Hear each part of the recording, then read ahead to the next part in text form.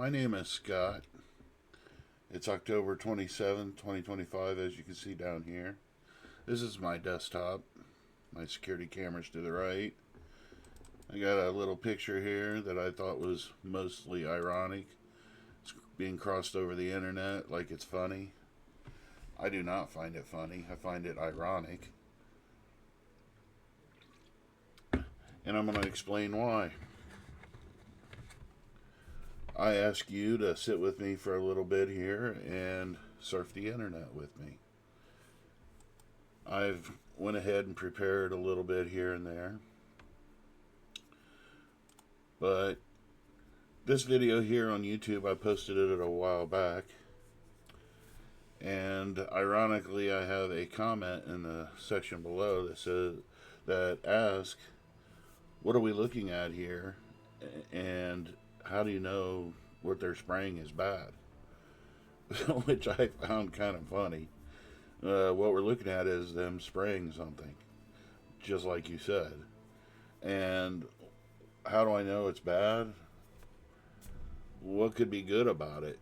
There is a lot of reasons why I know it's bad, but instead of going into my history, my personal history, we'll just go ahead and surf the internet here and we'll look at it. Now, I seen them spraying this the other morning, October 24th, at 7:24 in the morning. Although it looks light out there, my security cameras are infrared, which gives them the ability to light up everything. So when I actually looked out the window, it was really dark, almost pitch black. You could see the light in the sky, nevertheless. I'm thinking to myself, when I seen this, I was like, oh my God, as if it isn't bad enough the farmers are spraying stuff. Which I'm not going to get into here. We're not going to mess with the farmers tonight, or today, or whatever have you. We're going to come back to that at a different time. If you have any knowledge of the subject, you can kind of put it together yourself. Just as a quick primer on my history, I do have a personal history with Monsanto.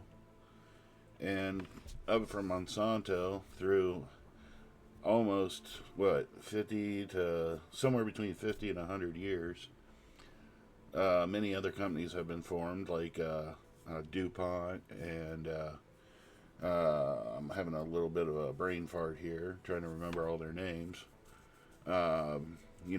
Recently in 2018, Monsanto was sold to Bayer. So let's see there. I think there's Dow Chemical.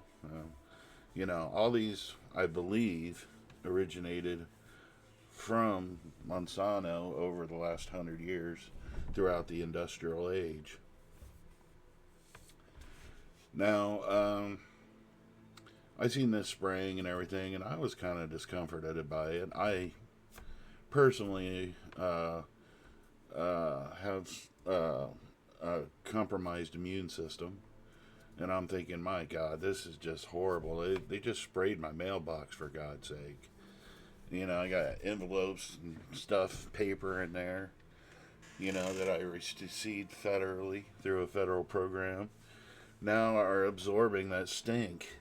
And if you've ever used Roundup or any kind of herbicide, you know that it stinks for days. And of course, paper absorbs stuff. Duh. It's kind of common sense. So I was really curious, what was going on here. What are they spraying? You have a new Facebook message. So I apologize for the annoying notifications on my phone. Nevertheless, I emailed Auglaize County, my local. I can't remember their names right now. The board of something, I don't remember, but they passed the email around, and they, we bounced back and forth. They were quick, real respectful, real nice of them to let me know. I'm sure by law they have to, seeing how this is probably tax funded. I mean, about has to be. So they went ahead to notify me that they are actually spraying a herbicide here. 6 ounces per acre of method 240L or 240SL. They give me the EPA number, and zero point 0.5 ounces per acre of Escort XP at a rate of 40 gallons per acre. So the majority of the what I call ditch dumping is actually water to help the herbicide to disperse more evenly throughout the grass when it's applied. I find that kind of offensive personally. I mean, it's almost like he's saying, I don't know. They were nice enough to respond and everything. I don't want to, say that they're being offensive, intentionally being offensive, but it's actually water. As if that makes a difference, The water has no. It's just a joke, okay? Now let's take this. We do not need to focus on the water. Everything's got water in it. The planet is 3/4%. 3/4 water. The human body is like 90-something% water. Everything's got water in it on this planet, in this reality we know. So forget the water. I want to pay attention to the Method 240SL and the Escort XP. I'm going to focus on for this video, I'm going to focus on the Method 240SL. That'll crunch down the time and give us, so we're not spending hours on the subject here. So, first of all, you need to think about this in terms of how things function. Planet Earth functions just like every other living organism. In fact, everything cyclical works similarly. I'm just going to give you an example here off the top of my head. Let's say you're taking an antibiotic, okay? You take a 500 milligram capsule of an antibiotic. Within 2 hours of taking that antibiotic, you're going to urinate approximately 90% or more of that 500 milligrams out into the toilet or wherever you're urinating. Let me repeat that. When you intake 500 milligram capsule of antibiotic, your body digests it, and within 2 hours you urinate 90+% of that 500 milligrams out. So, just taking from that example, we could say, well, 6 ounces per acre, at a rate of 40 gallons per acre, 6 ounces per acre. Let's just focus on the 6 ounces per acre here. So 90, we can just wildly guess without looking up, which you can look it up. You can go over here and do a search in Google and let AI explain it to you, but you can determine the amount of herbicide runoff in a watershed through multiple different methods. There's a whole science to it. You can see the results. I mean, there's all kinds of calculators and stuff, online calculators you can use to determine the runoff of this Method 240L. So first we want to look up Method 240L. We look it up, and we could find that one of the main ingredients is this word that I can barely attempt to pronounce. As I believe it was my dad once said, it sounds like some kind of dinosaur. So so this is the dinosaur we're trying to figure out, and first few sentences upsetting. It's a selective low toxicity. Now, I want you to pay attention to that. Low toxicity. What does that mean? Low toxicity. To me, that means it's a toxin. It's toxic. It's low, according to them, but it's toxic. Now, who determines whether it's low? I'm not going to get into it in this video, but I think it'd be disturbingly interesting to determine what low means according to whoever determines whether it's low, medium, or high. So we got a toxin. Okay, what is the toxin? It's an auxin mimicking herbicide. Okay, what's an auxin? Okay, so we want to read on, and I believe it was down here. I'm not going to read through this. I don't want to waste a bunch of time here. You can look it up yourself, and I'll just tell you what it is. Auxin means it's a hormone, or a hormone mimicking herbicide. Okay, so it's mimicking a hormone. And you can see it right here. This is what it looks like. And it's mimicking a hormone. So that becomes disturbing. There's an extra tab bouncing there, so I just closed it. So, yes, plant hormones can affect humans through diet and gut microbes and all kinds of stuff, blah, blah, blah, blah, blah, blah. But I suggest you read through this. I mean, it can affect you through your diet and this and that. And yes, there are some benefits. They might be able to use it for cancer treatments and so forth, so on. It does cause, certain types do cause immune responses. And that affects me because I am immune compromised. So, that's an issue. Here it says some plant hormones and their residues have been found to be toxic, potentially causing damage to liver, kidney, and other organs. And here's where it gets really upsetting: the endocrine disruption.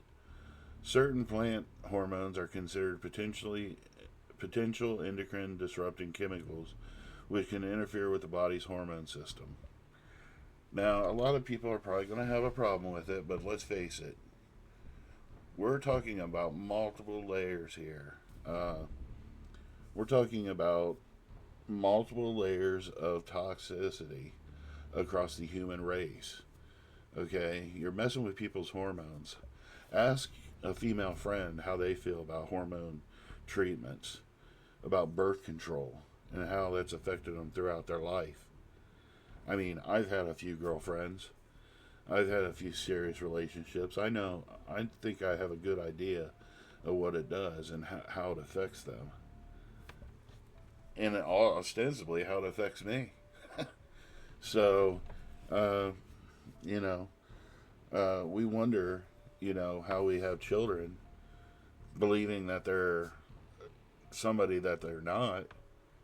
Well, how does that connect to hormonal influences across the scheme here?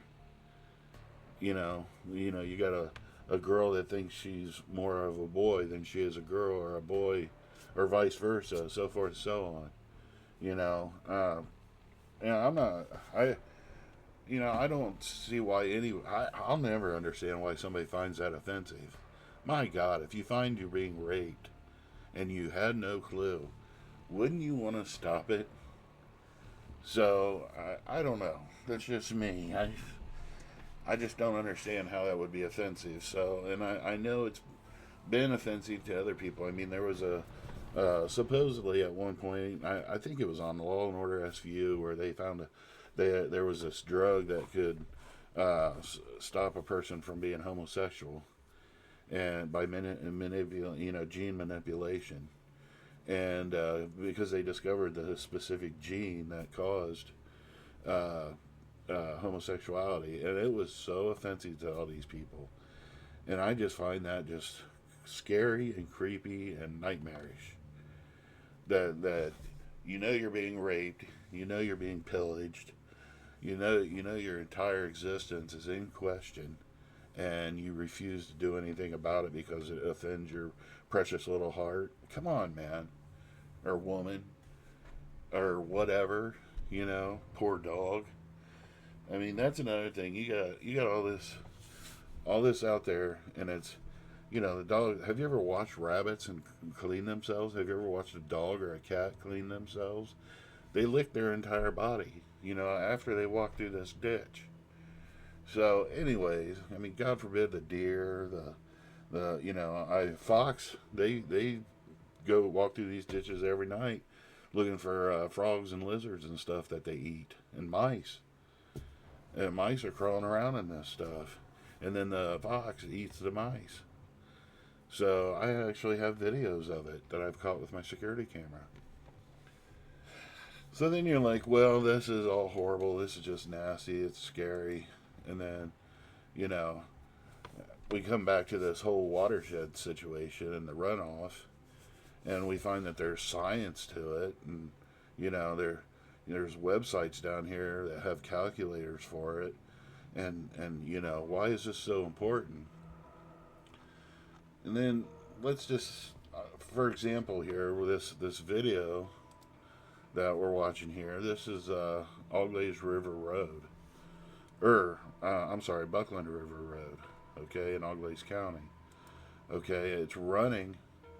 I'll show you here in a minute. Let me skip ahead in this video here.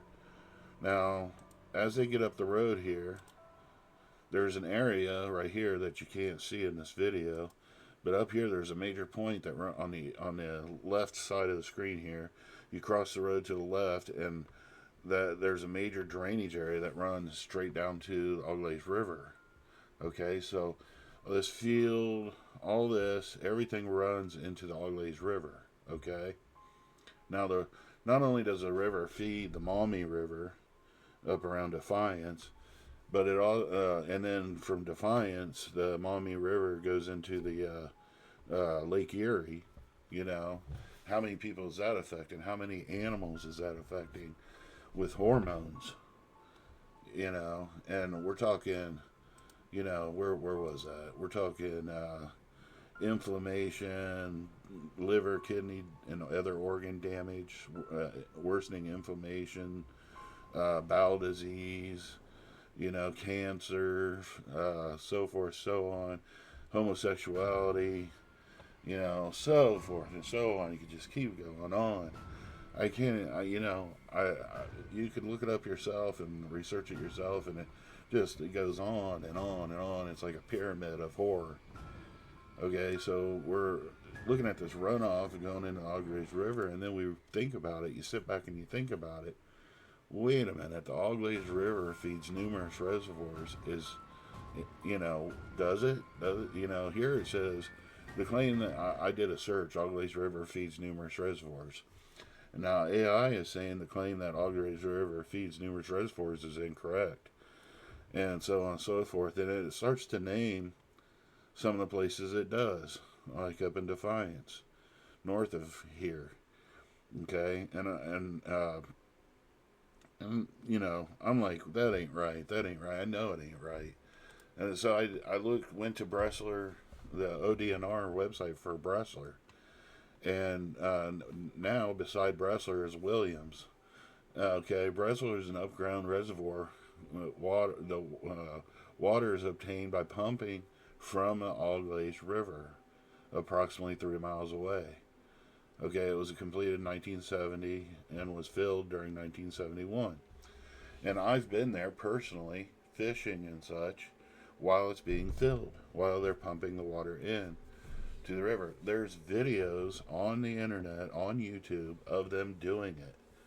It was published by Channel 35, NBC News, out of Lima.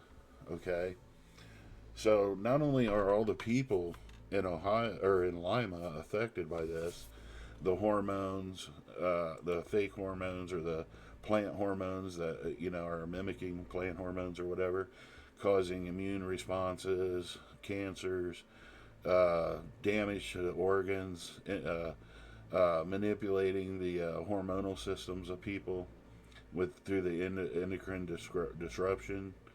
It's causing inflammation of all kinds, of all sorts. not only is that all happening to the people, but what else does the Lima deal with that comes from uh, the reservoir? PG, Procter and Gamble. Procter and Gamble makes soaps and uh, like shampoo and stuff like that. So when you take a shower tonight and you're shampooing your hair, think about that. You're rubbing mimicking hormones of some sort into your scalp, which cause all these things: cancer, immune response, uh, uh, damaged organs. Because like they said in that email, you know, it's actually water to help the herbicide disperse. Well, what is in your shampoo? Do you think there might be water in your shampoo? So, here we are. My name is Scott Gerald, and I feel trapped. I'm dealing with a bunch of everybody I know. God bless this person here, this engineer, county engineer. God bless my friends and my family, my grandparents. They've all been doing this since before I was here. They're still doing it. God bless the farmers who feed us, feed the animals, which in return feed us. You know, everybody's passing this around. I wonder if actress Millie Bobby Brown was actually joking when she said, "I hope they find a cure." Maybe she's smart. Maybe she knows what's up. Maybe she knows what I know, what I'm telling you. So, ostensibly, I'm reminded of something I seen out of a cookie, a little parable, I guess. Not every cage is a prison, nor every loss eternal. We still have a chance. We still have a chance.